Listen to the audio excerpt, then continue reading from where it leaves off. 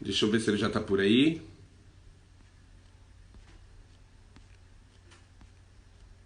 Só esperando ele entrar aqui.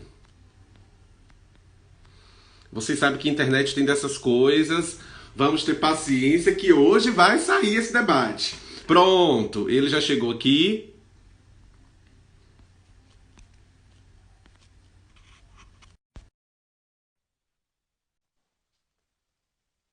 Gilvan, querido, perdão, é porque a internet você sabe que é assim mesmo. É assim mesmo, né?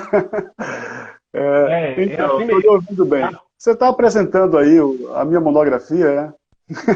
Isso, tô. Vamos lá. Ótimo, Então, já ótimo. continuar. Tudo Continuar bem, da onde vamos a lá. gente parou. Gente, perdão lá pela queda aí da internet, mas a gente sabe, né, que depender de serviços tecnológicos é assim mesmo, tá? Então, eu estava falando para vocês que Gilvan ele defendeu a monografia dele em 2015, que trouxe como título, né, o discurso unificador, pobreza e riqueza entre os pentecostais e neopentecostais, 1990 a 2010. Eu li a sua monografia, utilizei como referência a sua monografia, e eu queria, Gilvan, que você começasse esse primeiro momento dizendo um pouco, bem sinteticamente, bem resumidamente, o que é que você se propôs a discutir nessa monografia. Então, Marcos, o que eu queria mesmo era compreender a relação entre o pentecostalismo e a pobreza e como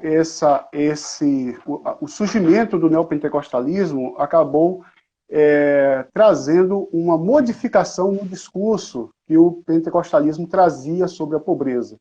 Então, assim, e aí as minhas pesquisas, as fontes que eu utilizei, me fez perceber, me permitiu perceber como isso aconteceu a partir da década de 1990. Então, eu queria compreender isso, porque eu pensei assim, pensando assim, partindo de um princípio, o que é o pentecostalismo, né? Qual assim, o grupo, as pessoas que compõem essa instituição, ou esse movimento no Brasil?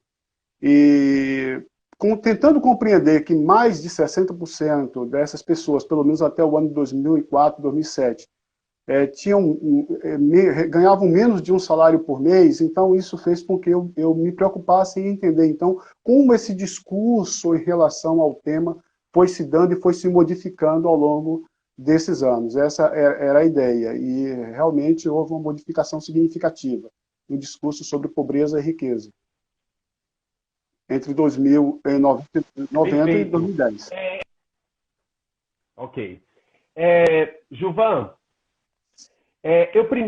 eu queria, nessa nossa conversa inicial, eu queria, como nós somos historiadores, tá?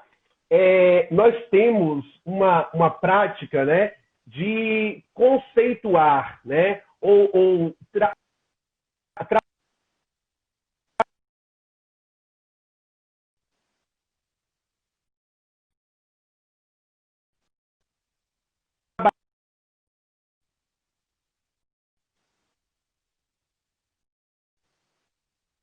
um determinado fato, onde algumas críticas, a gente chama de conceito, né? Como você trabalhou, né, na sua monografia, me ouvindo? Sim, sim, agora eu estou. Uhum. Pronto, pronto. Coisa da internet. Então, como eu estava explicando, como você trabalhou na sua monografia, né, com o conceito de globalização. Para além de um fenômeno, né, a gente, enquanto pesquisador, acaba trabalhando do ponto de vista analítico, do ponto de vista conceitual. Ou seja, para além de um fenômeno, como nós compreendemos esse fenômeno, né? A partir de uma concepção histórica, enfim. E aí eu gostaria, nesse momento, já que a gente está falando de conceito, que você conceituasse para nós cristianismo e democracia. Que conceitos são esses? Então, pensar primeiro que o cristianismo é uma religião, né, que surge na Ásia no início do século I da nossa era, a partir de um momento em que surge dentro da religião judaica um profeta, que é o Cristo, que é o Messias, o esperado, e a partir do surgimento de Cristo dentro da história judaica, as pessoas, a religião, ela de alguma forma houve uma modificação, porque surge um novo movimento religioso, né? E esse novo movimento religioso, ele surge praticamente sem nome, porque parece-me que a ideia de Cristo não é criar um novo grupo religioso, mas levar as pessoas a uma nova compreensão sobre a relação entre o homem e Deus. E o que vai acontecer a partir desse momento é que com a morte de Cristo, formou-se um grupo em torno dessa doutrina, e esse grupo, futuramente, algum tempo depois, passou a ser chamado de cristãos. Eles passaram a ser chamados de cristãos, os pequenos cristos, os seguidores do Cristo. Então, esse termo cristianismo, na verdade, ele não é um conceito que surge, criado pelo primeiro grupo de apóstolos ou de discípulos, mas foi dado esse nome depois. E, é claro, isso entrou para a história como cristianismo, que era, na verdade, uma religião tanto diferente do judaísmo, em grandes parte, mas também diferente de todas as outras religiões que já existiam dentro do Império Romano. A questão de democracia, por outro lado, que seria demos e kratia, o governo do povo, a ideia de um governo do povo, diferente dos governos que existiam lá pelo quinto século, que isso surge no início, final do sexto século, início do quinto século antes de Cristo, que surge a ideia de democracia entre os gregos. A democracia, por sua vez, ela é de alguma forma uma modificação na estrutura dos modelos de governos que existiam no mundo da época, ou seja, impérios, reinos, governados por reis, e a maioria desses imperadores e reis, eles eram autocráticos, eles tinham um poder quase que absoluto sobre as pessoas, em alguns casos completamente absoluto. Então, a experiência democrática parte da ideia de que é possível que as decisões em relação ao Estado, em relação ao governo, sejam tomadas a partir da vontade do cidadão. Só que a gente precisa compreender que a democracia que nasce na Grécia, ela tem grande diferença em relação à democracia que nós conhecemos hoje, como nós a conhecemos. Porque a democracia da Grécia é uma democracia que, quando ela fala de cidadão, ela não está falando de todas as pessoas que vivem dentro de uma cidade ou dentro de um estado. Para ter uma ideia, Atenas, o centro da democracia grega, quando ela tinha mais de 200 mil habitantes, mais de 150 mil habitantes eram escravos, eram pessoas que não tinham o direito de participar da vida pública. E desses que sobravam, 60 mil, tiravam-se as mulheres que também não participavam. Então, quem, na verdade, participava dessa vida pública e tomava as decisões, como povo, como cidadão, era um pouco mais de 30 mil homens.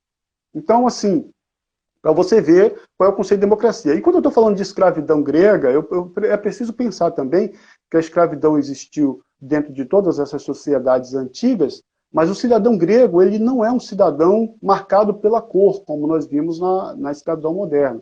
O escravo grego, desculpa-me, o escravo. Então, o escravo, não importava quem seja o indivíduo, é o sujeito que está endividado, ou é o sujeito que foi aprisionado na guerra. Então, esse é basicamente o conceito de democracia e cristianismo, tentando, assim, trazer alguma informação breve sobre o que seriam esses dois conceitos, como eles surgem. Nossa, Giovanni, perfeito. Sua explicação, como eu disse, não teria alguém melhor, filósofo, historiador, pastor, para falar de cristianismo e democracia. Muito bom. Uma próxima pergunta. Quem aí que está acompanhando a nossa live quiser fazer alguma pergunta, na medida do possível, a gente pode incorporar aqui, tá? O intuito mesmo é aprender com esse especialista. Giovanni, eu gostaria de saber qual a sua visão, olhe bem, qual a sua visão sobre a perseguição dos cristãos sobre outros grupos. Vou inclusive dar alguns exemplos. Porque na história é comum, inclusive pelo senso comum no nosso cotidiano, é comum a gente fazer uma abordagem da perseguição, especialmente em um contexto religioso, da perseguição que os cristãos sofreram.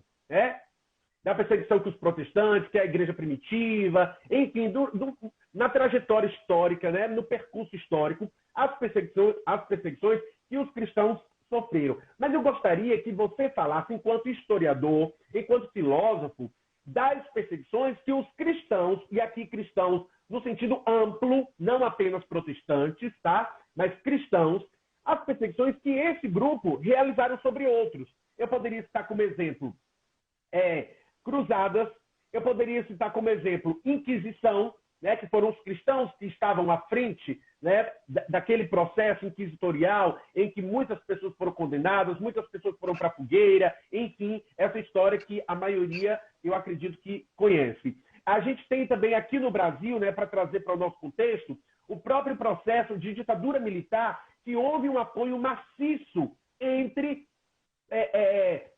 parte, que eu não posso generalizar, mas parte das igrejas protestantes e católicas. Então, eu gostaria que você falasse um pouco sobre essa perseguição, porque comumente a gente fala o inverso, sempre a perseguição que os cristãos sofreram. E você também pode falar um pouco disso, né? Mas eu gostaria também que você falasse como é que você, Gilvan, pastor, historiador, teólogo, filósofo, vê essa perseguição que esse grupo realizou sobre outros. Ô Marcos, eu queria aproveitar isso que você está me perguntando e retomar aquilo que eu tentei conceituar inicialmente sobre democracia. Preciso compreender que o cristianismo ele surge dentro de um espaço, de um território governado por um império, o chamado Império Romano. E o que acontece com o Império Romano? Porque o Império Romano ele traz uma herança grega, de alguma forma. De alguma forma não, de muitas formas.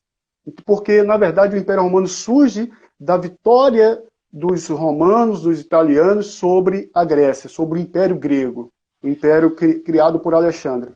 Então, quando surge o Império Romano, existe uma coisa de curiosa, é que existiam diversas religiões dentro do Império Romano. Eram muitas religiões. E os romanos, eles permitiam que todas as pessoas tivessem sua religião. Só que Roma, desde o ano 38, aproximadamente, antes de Cristo, quando a República, quando o Império substituiu a República desapareceu, deixou de ser uma República e veio o Império, Roma acabou construindo também um culto ao imperador, né? Essa figura que deveria ser, de alguma forma, venerada em alguns momentos, dentro do Império. Então, assim, o culto do imperador ou a religião oficial do Império era, de alguma forma, imposta a todas as pessoas que estavam dentro do Império. De forma que você poderia praticar sua religião, contanto que você também participasse da religião do Império. A ideia que surge com o cristianismo é que o cristianismo ele está protegido pelos os judeus, que é uma religião, a religião judaica parece que é uma das poucas ou a única religião dentro do Império que tinha permissão de cultuar apenas ao seu Deus. Só que quando houve a queda de Jerusalém no ano 70, que os judeus perderam esses privilégios dentro de Roma, de alguma forma, o cristianismo também ficou desprotegido. E os cristãos tinham uma coisa que nós chamamos de que eles pensavam o seguinte, eles tinham uma ideia de exclusividade, até porque nasce do judaísmo, da ideia de um único Deus. A ideia de exclusividade. Então nós não adoramos a outro Deus, nós não adoramos a Cristo, adoramos somente a Cristo. Essa ideia colocou em choque com a política do Império. E é daí que nasce a perseguição à igreja dentro do Império Romano. A ideia principal era como se fosse assim, você está transgredindo uma norma que permite que o Império viva em paz, que todo mundo começa a transgredir essa norma, daqui a pouco o Império se desfaz. Então tem que ter liberdade religiosa, contanto que... E aí, esse enfrentamento gerou, de alguma forma, a reação do Império. Então, assim, até 312, o Edito de Milão, em 312, que Constantino assinou, suspendendo a perseguição a qualquer religião, que era perseguida do Império, que nesse momento não era só o cristianismo.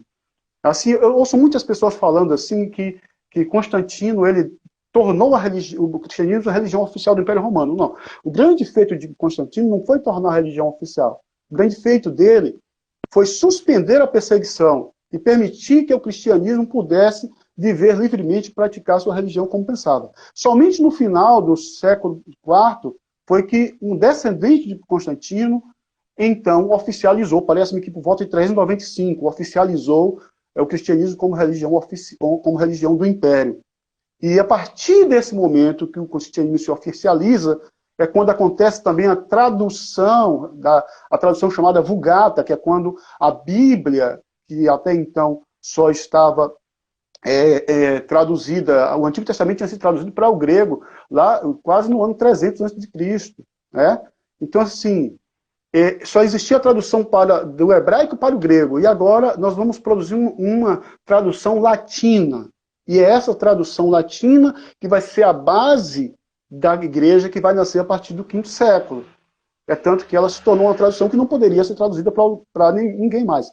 Então, a partir desse momento, o que a gente vai percebendo, Marcos, é que houve uma inversão.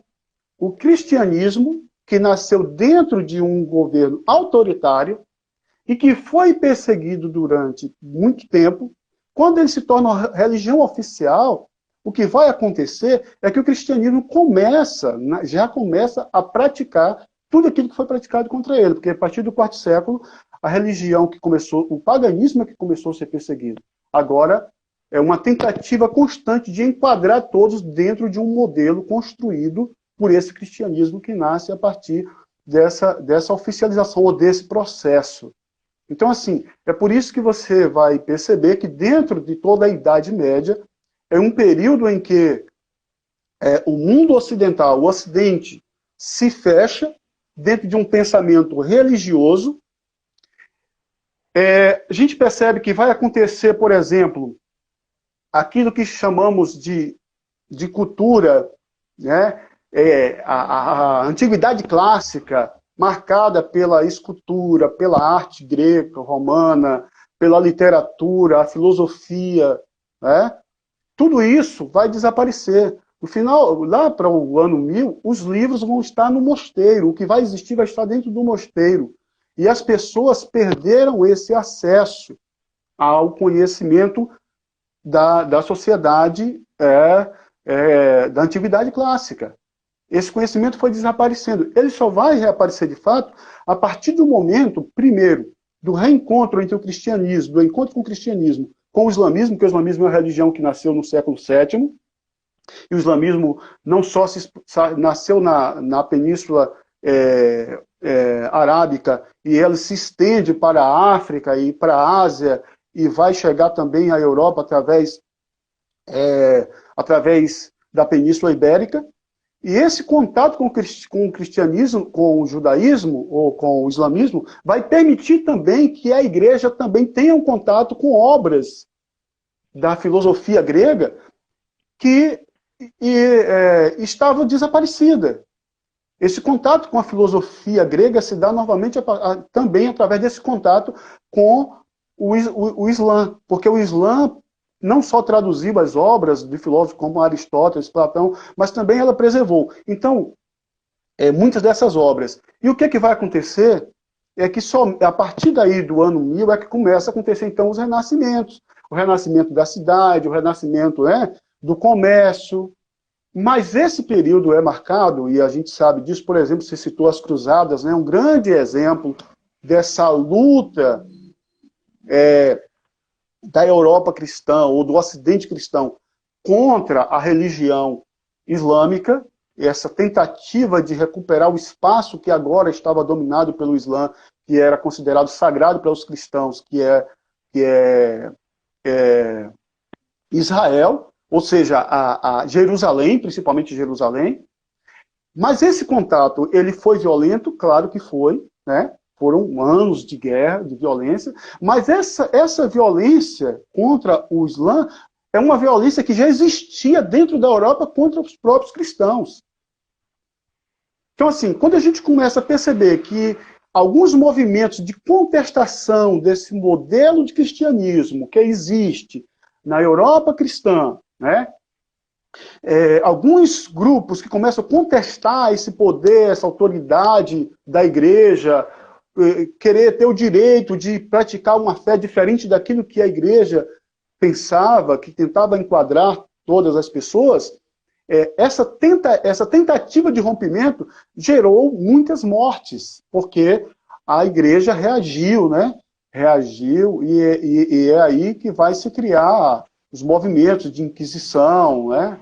Os inquisidores andavam pelas cidades procurando as pessoas que estavam se desviando da fé, e essa coisa era tratada de forma muito violenta, né? Pessoas queimadas em fogueiras, ou seja, todos aqueles crimes cometidos contra os cristãos nos anos do Império Romano também se voltou contra os pagãos e também contra os cristãos. Então, esse cristianismo é um cristianismo que tenta enquadrar dentro de um modelo padrão, um modelo único, um pensamento único, e os desviantes vão ser convencidos a voltar para os caminhos da verdade estabelecida, ou então eles vão ser eliminados, e muitas vezes eles eram eliminados. É claro que a igreja vai dizer que não, nós não matamos ninguém. Era o Estado que fazia isso, nós apenas julgávamos e tal, né? Mas a verdade é que o Estado e a igreja estão muito imbricados em todo esse processo, né, medieval. Então, assim, o que vai começar a modificar é o século XVI, que a reforma protestante vai acontecer no século XVI, 1517, 31 de outubro de 1517 é considerada a data base da reforma protestante, porque é quando Lutero vai fixar as 95 teses lá na Catedral de Westminster, na Alemanha, e quando ele vai fixar essas 95 teses, ele vai convidar as pessoas para refletir sobre questões que ele considerava ser abusos da igreja, de alguma forma. E isso gerou a reforma, não porque Lutero queria, na verdade, como acredita-se, queria, não quero romper com a igreja, mas foi dentro do processo, porque a igreja não aceitou ser questionada. E ela achou que poderia fazer ainda o que fez durante toda a Idade Média, calar as vozes. Só que agora nós temos um momento em que já existia a prensa móvel, as obras poderiam ser publicadas em menor tempo, divulgadas, essas ideias poderiam ser divulgadas rapidamente, e aí também havia o cansaço, porque nós estamos falando também da época do renascimento cultural na Europa, né? Estamos falando do momento do Renascimento. Nós temos pensadores fantásticos no século XVI questionando também o poder da igreja. Inclusive, a partir de antes, que a gente for pensar Boccaccio, por exemplo, é século XIV. Se a gente vai ler Decamerão de Boccaccio, é um questionamento daquele padrão, daquele modelo da igreja. Então, assim, esse renascimento permitiu, e outra coisa também, os interesses políticos desses reinos, principalmente da Alemanha, que queria, de alguma forma, se levar do poder da igreja. Então, Lutero parece que ele encontrou o momento certo para a reforma protestante. Agora, Marcos, eu quero, se você me permite, eu quero dizer que a reforma protestante não foi também essa coisa pacífica, né? Simplesmente colocou as 25 teses e a partir de agora todo mundo foi feliz para sempre, cada um seguiu seu caminho. Não. Foram guerras, anos de guerra. E guerra em dois sentidos. Primeiro, o encontro daqueles países que se tornaram protestantes com os países católicos, e depois, dentro do próprio protestantismo. Porque a gente vai perceber que, após a reforma protestante, dentro do protestantismo vai surgir outros questionamentos. E como é que essas pessoas que questionam esse modelo de protestantismo... Vou citar só um exemplo, o exemplo da Inglaterra. A Inglaterra, a reforma protestante na Inglaterra, ela se deu bem posteriormente. E daí surgiu a igreja anglicana como igreja oficial da Inglaterra. Então você vai ver que depois, no decorrer do século XVI, a Alemanha, a Inglaterra, a França, a Suíça, a Holanda, esses países, eles vão se tornando protestantes, mas eles vão também se tornando um protestantismo onde nós temos um modelo de protestantismo que é o nosso. Aqui já existem os padrões. Esses movimentos que surgem questionando isso, querendo o direito de liberdade para poder cultuar a Deus dentro da sua perspectiva religiosa, eles vão ser perseguidos também. Inclusive, o fato de ter surgido os Estados Unidos surge exatamente da fuga de protestantes da Inglaterra para os Estados Unidos, final do século XVI, início do século XX, principalmente a partir de 1620, porque eles estão fugindo da perseguição religiosa, eles querem também um espaço para poder cultuar livremente. Né? São movimentos de contestação, os congregacionais, os anabatistas, né? Esses grupos todos foram perseguidos. Tem uma obra interessante que é a História da Teologia Cristã, publicado pela editora Vida, que o autor coloca, inclusive, que os anabatistas que acreditavam no batismo por imersão, não por aspersão, eles eram colocados, em alguns casos, em sacos, jogados nos rios, e as pessoas diziam assim, agora você vai ter o batismo por imersão.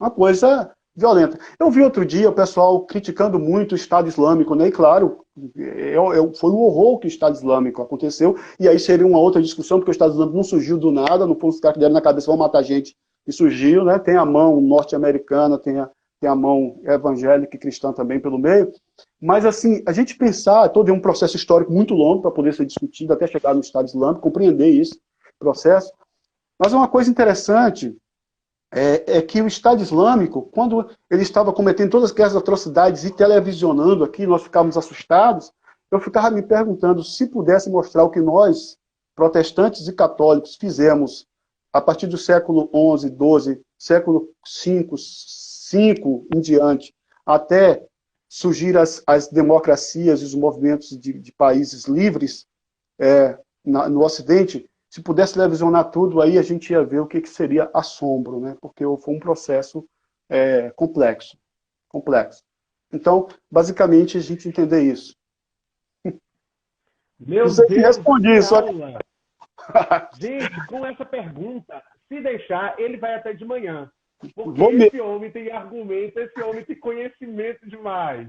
Muito bom. Quando você falou aí da Reforma Protestante, eu lembrei desse livro, ó, que é um livro organizado pela minha orientadora. Já vou aqui, né, fazer logo, né, a propaganda do livro, que é Os 500 anos da Reforma Protestante no Brasil, um debate histórico, historiográfico, né? É justamente pensar todo esse desdobramento. Achei muito interessante, Gilvan, quando você fala aí da Reforma Protestante, né?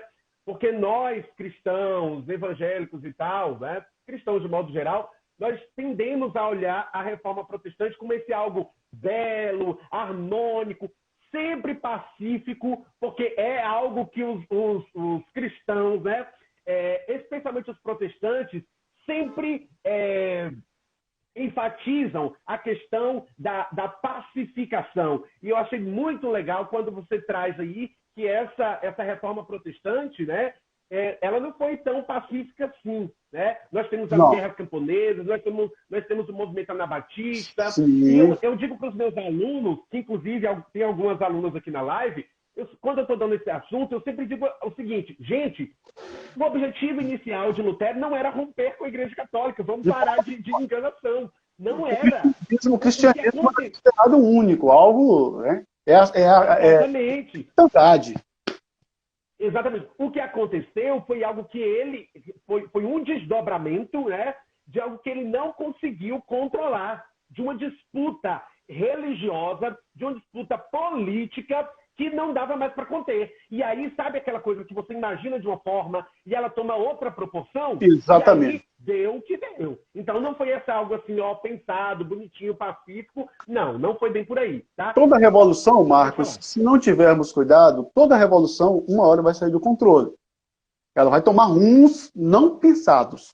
Ela pode tomar. E essa revolução, que foi uma revolução, ela tomou rumos que fugiu do controle. E foi coisas sérias. Em alguns casos, não. Em alguns casos, foi o controle mesmo que fez isso. Gilvan, Neemias está colocando aqui, né? Eu vejo o futuro repetir o passado. É algo que a gente precisa questionar, é algo que a gente precisa problematizar. De fato, se a gente for analisar a história, a gente percebe algumas semelhanças, né? Algumas, eu não diria repetição, mas assim, alguns acontecimentos muito próximos, muito similares. Mas essa sua questão aí, Neemias, é uma questão para um outro debate, porque isso aí é polêmico. Porque há os defensores de uma história cíclica, né? De uma história que se repete. Harmônica. Sim, entendi. A cíclica. Uhum. Exatamente. E eu faço parte de um grupo de historiadores de uma outra perspectiva, né? De que a história não se repete. Apesar de acontecerem semelhanças e tal, mas não de se repetir, tá? Enfim, mas isso aí a gente pode conversar depois, inclusive no nosso grupo lá Não faça. Tá? Esse Neemias gosta de polêmica, gente. Ele gosta de causar. É isso, tá? Gilvan, eu acredito que todo mundo, nós já temos aqui 30 pessoas nos ouvindo. Mais uma vez, agradecer a todos que estão entrando, alunos, colegas, amigos e tal, que estão aqui. Quando a gente pensou, e nós como historiadores, claro, eu e Gilvan, a gente pensou justamente fazer esse percurso lá atrás, porque a história, gente, é importante, e eu fico com o velho Marx, eu adoro Karl Marx, porque ele vai dizer que a história é a ciência das ciências. Todas as ciências necessitam da história. Sem história, a gente não vai para lugar nenhum. Né? E aí, Neemias, talvez por isso que aí, no seu ponto de vista, alguns acontecimentos se repetem, né? Porque nós não estamos recorrendo a esse passado para a gente aprender as lições com esse passado. E aí a gente tende a repetir algumas práticas, tá? E aí o que acontece? Então a gente fez, a Gilvan fez uma análise histórica muito, muito legal, muito precisa, né? Do cristianismo, da democracia, enfim, como é que isso vai se desdobrando, enfim. Mas eu acredito que todo mundo que está aqui na live, né, está doido para a gente discutir as questões mais atuais, as questões mais contemporâneas e tal. Então vamos chegar lá. Até porque esse homem tem muito argumento e aí uma live só não vai dar, não. Então, olha só. Eu tenho uma outra pergunta, Gilvan. Como você enxerga a atuação cristã, olha bem, como você enxerga a atuação cristã numa sociedade que se diz democrática? Sandra está colocando aí, I love Marx. Eu também, Sandra. Então, como você enxerga a atuação cristã numa sociedade que se diz democrática, o que pressupõe o direito à liberdade de expressão, o direito à liberdade política, ideológica, o direito à liberdade religiosa? Vou enfatizar bem aqui, direito à liberdade religiosa, a gente, com toda essa definição que o Gilvan trouxe aí de democracia, a gente pensa nisso, né? Na pluralidade, na diversidade, no respeito ao contraditório, beleza? Então, diante disso, né, como é que você enxerga a atuação cristã nessa sociedade que se diz democrática, mas onde a prática de muitos cristãos, aqui eu estou colocando muitos, não estou homogeneizando, tá? Onde a prática de muitos cristãos é de exclusivismo, como você já colocou aí, né? Desde lá, desse passado aí que você já trouxe, é uma perspectiva de exclusivismo e de intolerância religiosa. Como esse cristianismo se articula dentro dessa sociedade que se diz democrática, mas ao mesmo tempo a gente vê práticas de intolerância religiosa, de intolerância política, de censura à liberdade de expressão. Como é que você enxerga o cristianismo dentro disso aí, dentro dessa sociedade que se diz democrática? Ô Marcos, eu me lembrei de uma música de Caetano Veloso, onde tem uma parte que ele fala sobre a inconsequência da América Católica, que sempre precisará de ridículos tiranos. Eu queria pensar isso a partir da democracia latino-americana.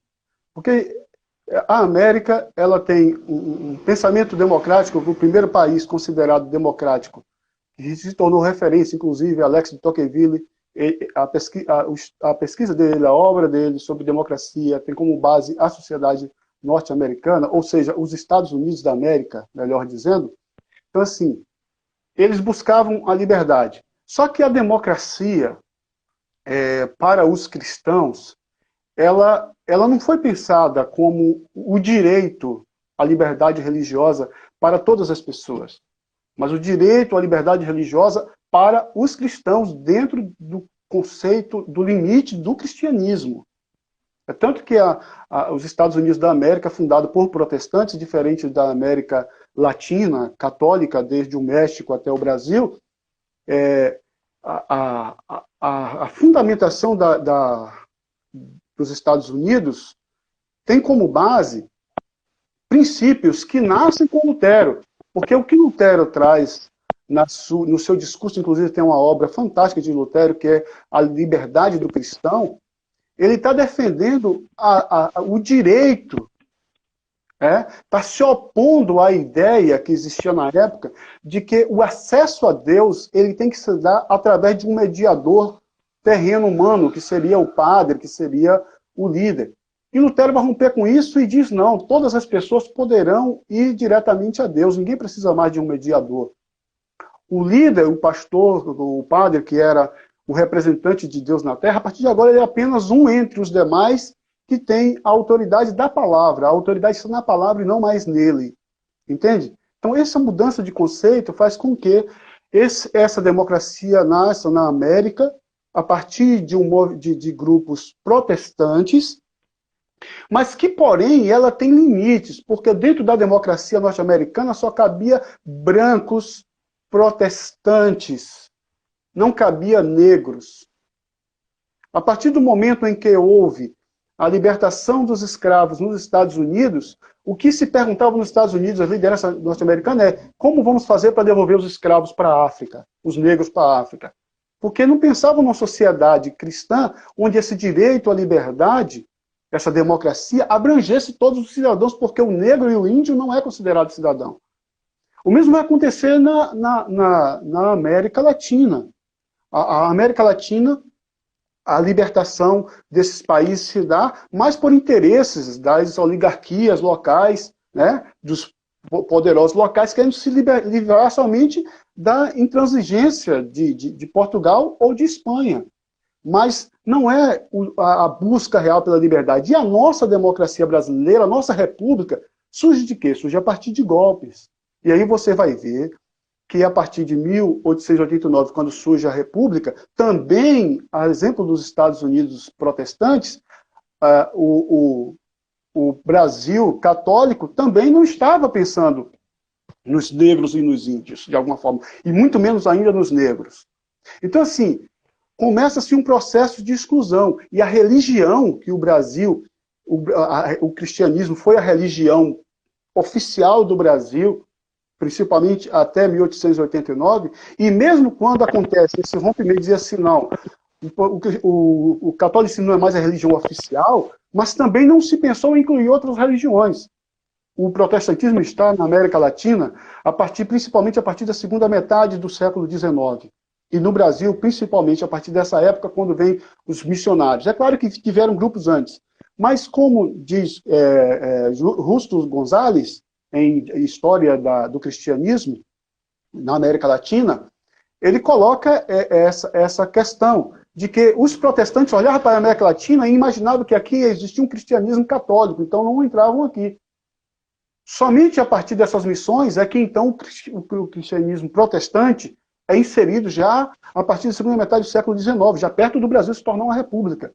E quando ele se tornou uma república, o protestantismo continuou vigorando aqui e crescendo. Mas aí a gente vai perceber que há uma relação, uma pouca relação, porque inicialmente os protestantes, quando chegaram na América Latina, eles pensavam que uma das missões mais importantes que eles tinham era alcançar as pessoas através da educação, através do ensino, por isso eles vão abrir escolas, essas coisas, mais investir na educação das pessoas, porque para um país democrático é preciso haver educação dos cidadãos. Mas essas experiências já não duraram muito tempo. Porque a gente percebe que a partir, então, do governo Vargas, a partir, principalmente, depois da ditadura militar em 64, essas experiências foram completamente rompidas. Então, o que acontece?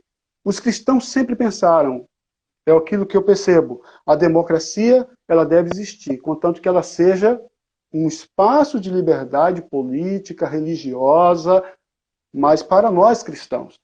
Parece-me que eles não conseguiram perceber que dentro da democracia que nós construímos, deve haver, sim, o reconhecimento de que não existe dentro desse espaço uma religião oficial. Não existe e não deveria existir. Eu já cheguei a dizer, sim, eu sou pastor, passei muito tempo liderando a igreja, tenho um pouco mais de um ano que parei de pastorear a igreja, mas eu odiaria viver em um país que não fosse laico. Eu odiaria viver em um país que não fosse cristão. Eu odiaria viver num país onde o sacerdote de uma religião africana não tivesse o mesmo direito de culto que eu tenho como pastor. Eu odiaria viver num país como esse. Mas o que acontece é que existem questões mais complexas que eu queria, se me permite, se houver tempo, eu queria colocar. Vamos pensar na questão do Brasil. O Brasil, ele tem uma situação diferente, digamos, dos Estados Unidos e de outros países da América Latina. Por quê? Porque vamos pensar que o Brasil, de alguma forma, quando esse pensamento político, os cristãos começam a se inserir, os protestantes se inserir na política dentro do Brasil, eu acho que você conhece isso mais do que eu, acho, não, com certeza você conhece mais do que eu, porque essa é a sua área, mas o que acontece é que esse protestantismo, ele está se inserindo na política e a seu posicionamento político, ele é extremamente conservador. Extremamente conservador. Ele não está pensando, por exemplo, em construir uma sociedade que seja melhor para todos. Porque vamos tomar como exemplo 64. O que vai acontecer? Desde o início da década de 50, 48, nos Estados Unidos começa a surgir um movimento chamado macartismo, do Joseph McCarthy, o senador norte-americano, que é aquela ideia de que existiam pessoas infiltradas da União Soviética dentro dos Estados Unidos e que estavam aqui para poder, a serviço da União Soviética, destruir a sociedade norte-americana. Muitas mentiras, muitas perseguições houve a partir disso, e criou-se a ideia de que nós precisamos salvar a América do comunismo. Esse discurso é o discurso que vai levar protestantes e católicos a apoiarem a ditadura no Brasil. Por quê? O que está acontecendo lá? A União Soviética ela tem um viés autoritário, claro, ela tem um viés autoritário, ela tem também um viés ateísta. O espaço está fechado para a entrada das ideias cristãs que correm livre aqui na América. Então, esse medo da União Soviética, construído a partir desses discursos com muito engano, com muita mentira, com muita falta ou desinformação, fez com que eles apoiassem o projeto ditatorial. Depois a Igreja Católica vai se afastando, mas uma parte significante do protestantismo está lá para poder defender essa ideia, porque são valores cristãos, é pátria, é família, não sei o que mais e tal. Então, assim, só que acontece, eu quero defender as minhas ideias cristãs, mas eu preciso também estar atento para um fato, de que quando as outras religiões, dentro dessa democracia brasileira, também querem defender o seu direito de falar, aí surgem grupos que acham que esses grupos não têm direito. Então eu preciso pensar que esse cristianismo que nós construímos, ele perdeu, de alguma forma, eu não vou dizer que ele perdeu a visão da reforma, porque a reforma, de alguma forma, também é um espaço fechado para o pensamento reformado, mas ele perdeu a visão neotestamentária. Porque na perspectiva de Cristo, na perspectiva dos apóstolos, nós tomaríamos outro caminho. Nós, ao invés de lutarmos por um país fechado, nós lutaríamos por um país mais aberto, onde todos tivessem o direito de cultuar. E aí a nossa função não era impor, mas expor o nosso pensamento sobre o Cristo no qual nós acreditamos. Olha, é muito interessante isso que você traz. Eu gostaria de fazer uma questão. Primeiro, dizer que Sandra Barbosa está dizendo aí para, se possível, depois a gente indicar algumas obras para quem quer conhecer o protestantismo do ponto de vista histórico, né? Enfim, Exato. Isso aí a gente pode, inclusive, até fazer uma bibliografia, né? Inclusive, eu estou pensando Podemos fazer para aquele grupo lá que a gente estava participando, né? Para a gente poder divulgar isso, tá? E aí, só que eu gostaria de fazer a pergunta de Ivanilda Araújo, que está aqui com a gente, porque a pergunta dela já vai desembocar para o que eu estou pensando aqui, que é pensar o cristianismo no atual governo, tá? Nesse governo bolsonarista, tá? Certo. Então, Ivanilda pergunta a seguinte coisa que ela coloca. Como vocês veem a formação de novos líderes cristãos, né, em um contexto que se distancia do amor ao próximo na essência, já que hoje o amor é ao próximo que me interessa e é do meu grupo. Como é que a gente vê? Ela está perguntando como é que a gente vê isso aí, né? A formação de novos líderes cristãos em um contexto que se distancia do verdadeiro amor ao próximo. Que próximo é esse? É um próximo só meu amigo? É um próximo só que comunga das mesmas ideias e ideologias políticas que eu? Como é que você vê isso, Gilvan? Bom, você falando da formação de novos líderes cristãos que pensam... Que pensam no contexto que se distancia do verdadeiro amor ao próximo. É isso que ela está pensando. Marcos, eu acredito que isso é um processo, não é uma coisa do dia para uma noite. né? Tanto para você formar líderes que sejam mais humanistas e que pensem de forma mais aberta, precisa de um tempo, um processo, né? Como também para você formar líderes que possam agir de forma extremista e radical e considere o próximo apenas aquele que faz parte do seu grupo, ele faz parte de um processo. Se eu olhar para dentro do que está acontecendo hoje no Brasil, não é algo que nasceu do dia para uma noite. Ele faz parte do processo histórico das igrejas brasileiras. E eu preciso tomar como exemplo a mudança drástica que acontece com a igreja brasileira, principalmente a partir da década de 60 e de 50.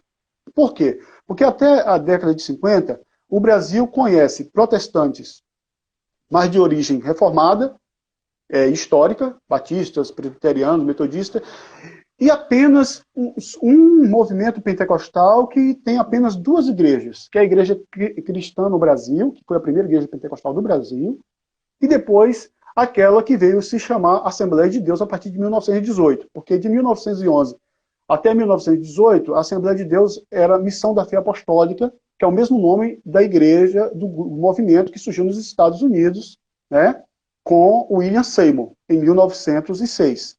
Então, quando ela surge aqui, ela traz esse nome, Missão da Fé Apostólica, e só em 1918 é que vai ser Assembleia de Deus. Por quê? A Assembleia de Deus, na verdade, é um movimento de igrejas, uma confederação de igrejas que surgem nos Estados Unidos, que eram pessoas de diversas matizes religiosas, que se aderiram ao pentecostalismo, mas depois se afastou do pentecostalismo negro, e criou-se uma igreja branca, racista, pentecostal. Isso porque nos Estados Unidos, só explicando, porque nos Estados Unidos, desse período, acontece uma coisa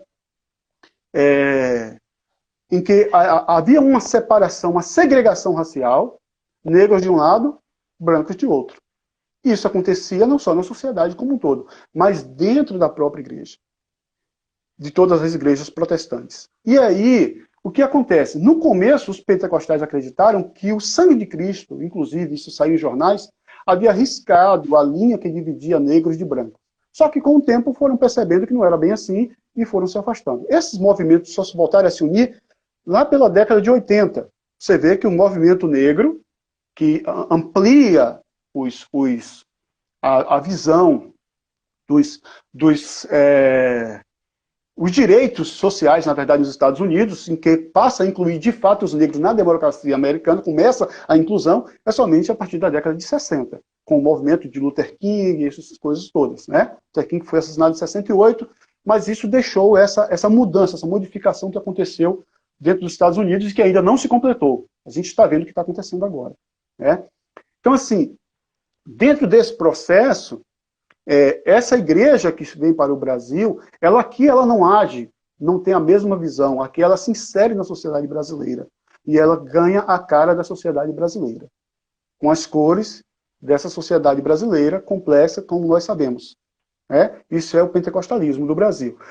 Então, assim, esse processo, a partir da década de 80, quando surge o movimento neopentecostal, então nós começamos a ter um outro olhar, uma outra formação de líderes que surgem, e que são esses líderes que estão na mídia hoje no Brasil, em grande parte, né? E que traz que está na mídia e que precisa, de alguma forma, isso é o que eu percebo, de um discurso que possa trazer as pessoas para dentro do seu movimento.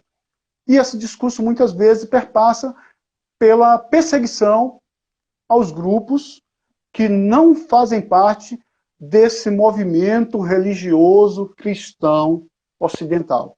E aí, nesse caso, o grupo mais perseguido acaba sendo as religiões de raiz e matriz africana. Então, nós temos um crescimento dessa perseguição. Inclusive, Marcos, eu estava lendo uma matéria que me assustou, né? Falando sobre grupos no Rio de Janeiro que se considera pentecostais, mas que são traficantes. Traficantes que se dizem pentecostais e que estão fechando e perseguindo, expulsando das comunidades pessoas, grupos de matriz africana. de religião de matriz africana. Né? Então, assim, essa violência também nasce por esse processo de educação. Se você for ler o livro Orixás, Caboclos e Guias, Deuses ou Demônios, você vai ver que há uma construção, né, durante esses últimos 30 anos, né, de um olhar de que as religiões que não fazem parte do grupo cristão são religiões de alguma forma satanizadas, com um cuidado maior para poder especificar as religiões, o candomblé, por exemplo. Então, assim, esse processo ele precisa de tempo para poder ser acontecido. Mas aí eu diria que para a gente modificar isso, primeira coisa é a gente tomar consciência de que nós, como cristãos, dentro desse processo histórico, nós construímos uma forma de cristianismo que se distancia muito, tanto do cristianismo do primeiro século, do movimento dos apóstolos, quanto do cristianismo reformado. E eu não tenho tempo para dizer porque eu diria que nós estamos distantes do cristianismo reformado. Mas nós temos um modelo de cristianismo que nós mesmos construímos na América Latina, especificamente no Brasil, que se distancia completamente dessas duas tradições. Gilvan, eu gostaria de ler o comentário de Nani Luz. Tá? Nani é uma querida. Ela foi uma das pessoas que fez Instagram exclusivamente para assistir nossa live. Achei isso muito interessante. Legal, obrigado, Nani. Ela não tinha conta. É a irmã do Capitão Kleber. Tá, ótimo. Ela não tinha conta no Instagram. Isso, maravilhosa. Gente boa demais. Ela falou que não tinha conta no Instagram e ela falou que queria muito assistir. E ela falou que, só vocês mesmo para me fazer abrir uma conta no Instagram. E ela tá aqui, eu vou ler. Ela não fez uma pergunta, mas ela fez um comentário que eu acho que vale muito a pena ler. Ela diz assim, ao meu ver, enquanto Cristo acolhe, ama, respeita e tolera, o cristianismo, tal como vemos hoje e como ele se apresentou no passado, exclui, afasta e segrega. Eu achei esse comentário dela fantástico. Né? Dá um salve aí para... Exatamente. Eu diria que ela foi cirúrgica. Isso, cirúrgica. Só um salve aí para Ciro, que acabou de entrar. Eu não diria... Bem-vindo, Ciro, bem-vindo. Eu não diria o cristianismo, mas eu diria a parte significante do que nós construímos, chamamos de cristianismo, não tem nada a ver com o que Cristo e os apóstolos ensinaram. Não existe um movimento de mais tolerância do que aquele que Cristo começou e o que ele ensina. É preciso voltar às Escrituras. Verdade. Gente, eu gostaria só de dar um recado, porque live no Instagram, ela tem um tempo de 1 hora. Eu acho que a gente já deve estar beirando quase 1 hora. Então, quando dá 1 hora, a live eles cortam. Então, assim, só para vocês sacarem que assim que cortar, eu vou recomeçar a live para a gente fazer o fechamento, tá? Vocês não vão ficar assim, a gente não vai ficar assim aleatório, não. Porque a gente precisa fazer o finalzinho bonitinho, assim como a gente começou, né? Então, se cortar a qualquer momento, voltem para acompanhar a gente para ver o que a gente vai fechar. A partir de agora, nós vamos começar uma abordagem mais específica sobre o governo Bolsonaro e os evangélicos, né? Por que o governo Bolsonaro? Já que a gente está fazendo uma live de democracia e cristianismo. O que a gente está vendo, né, através de vários programas, através da mídia, dos jornais eletrônicos, enfim, a gente está vendo uma série de ataques às instituições democráticas. A gente tem assistido, a gente tem ouvido uma série de afrontas, né, do presidente, dos seus ministros, às instituições democráticas, à própria democracia, enfim. Sendo que é tão contraditório e é um paradoxo tão grande que o próprio indivíduo foi eleito através de um sistema que é democrático, que o colocou no poder, né? E hoje ele está visivelmente, nitidamente, atacando a democracia, tá? Então agora a gente vai dialogar com umas questões nesse sentido, tá? Um salve para Crisley, que acabou de entrar, Janilton, uma galera querida aí, Ivan, enfim. Então, diante disso, eu gostaria de perguntar para o Gilvan a seguinte coisa. O que dizer? Vamos começar a falar das eleições, tá? Essa coisa muito me interessa. Gente, não se esqueça, se a live cortar, vocês voltam para acompanhar a gente. Gilvan, o que dizer de um cristianismo que eu fiz questão, gente, de colocar aqui cristianismo para atender católicos e protestantes mesmos, tá? Não é uma ideia de, para não sermos exclusivistas, pensar só no protestantismo, não. É cristianismo mesmo. Então, o que dizer de um cristianismo que, no ano eleitoral de 2018, em várias igrejas evangélicas e católicas, levaram os fiéis dentro dos templos, isso vocês podem achar muito facilmente na internet, a fazerem gestos de arminha com as mãos dentro dos próprios templos. Aí eu faço a pergunta para Gilvan. Onde é que nós falhamos? Observe, duas questões. Enquanto sociedade democrática, né, que pressupõe que defende a diversidade, que defende a pluralidade, que defende o diferente, que defende a contraposição de ideias, né, que se diz respeitar o outro, o próximo, como já foi colocado aí, né, por Ivanilda. Onde é que nós falhamos? Enquanto sociedade democrática e enquanto cristãos. Para eleger, por que eu estou colocando isso? Para eleger um candidato que desde o seu início, porque eu sempre digo, Bolsonaro, ele não escolheu a face de quem ele realmente era. Não vamos dizer, até tem alguns que argumentam assim, foram enganados. Não foram enganados, porque desde o início, vídeos muito antigos, a gente pôde constatar um discurso misógino, um discurso LGBTfóbico, um discurso racista, né? Enfim. Então, assim, Bolsonaro, eu canso de dizer, ele não escondeu a face dele.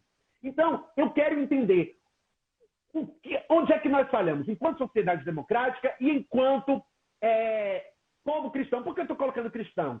Porque há muitos investigadores, pesquisadores, que dizem que uma boa parcela dos cristãos, especialmente dos pentecostais, estão apoiando o governo Bolsonaro. Então, onde é, Gilvan, na sua visão, que nós falhamos para eleger um candidato como Jair Messias Bolsonaro? Ô Marcos, eu queria começar pensando o seguinte. Bolsonaro tem uma pesquisa que indica que 16% dos brasileiros defendem a tortura. Só pensando a partir disso. Ou seja, você já pensou em um país como o nosso, que a experiência democrática ela é sempre breve, nós estamos no mais longo período democrático do país, ela é sempre breve, ela sempre foi interrompida, a democracia no Brasil sempre foi interrompida por diversos golpes, certo? Mas aí tem um discurso que está no cerne de tudo isso. As pessoas que elegeram Bolsonaro, elas fazem parte de um grupo, e eu fiquei assustado quando soube que 70% dos protestantes no Brasil votaram no seu projeto. E por que elas votaram? Eu diria que existem muitos motivos, são várias causas. Não motivos, mas várias causas. Vamos pensar em algumas delas. Primeiro, a gente começa a pensar que a democracia no Brasil, desde 1989, desde o momento 1988, desde a nossa Constituição, dentro desse processo, nós já tivemos 2 impeachments. Todos os outros presidentes foram ameaçados de impeachment. E os governos democráticos, eles não mudaram completamente a estrutura do Estado. Nós não tivemos um processo de educação na base para formar